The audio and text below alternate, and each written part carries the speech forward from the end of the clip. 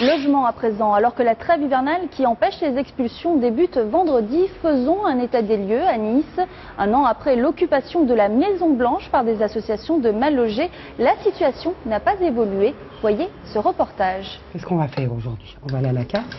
Un toit, c'est la bataille quotidienne de Corinne, expulsée de son logement après avoir perdu son emploi. J'ai baissé les bras, j'ai tout laissé aller. Les factures qui arrivent chaque mois par rapport aux revenus que j'avais et le laps de temps où je me suis retrouvée sans revenus, c'est ce qui m'a fait, cela a été le début de la descente.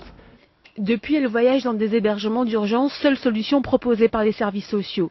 Après avoir payé les 900 € mensuels pour se meubler d'un peu plus de 10 mètres carrés, il lui en restera 100 pour survivre avec son fils. On m'a proposé de mettre Adem dans une famille d'accueil.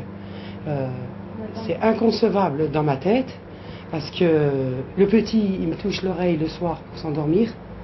Il ne peut pas se séparer de sa maman. Moi non plus, c'est ma motivation première, mes enfants.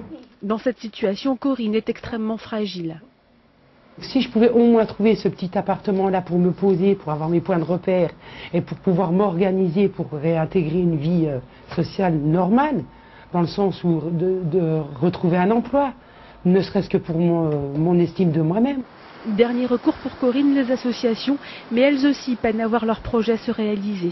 Cette maison, elle était promise, nous avait-on dit, à une destination sociale. Il était question d'y faire quelque chose à caractère social.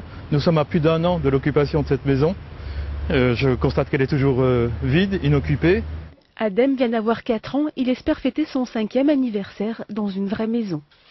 Alors faut-il, comme le préconisent les associations de mal logés, réquisitionner les logements vides à Nice? C'est la question du jour. Vous pouvez donner votre avis sur notre site internet france3nice.fr. Tout de suite, la suite de votre actualité niçoise en bref.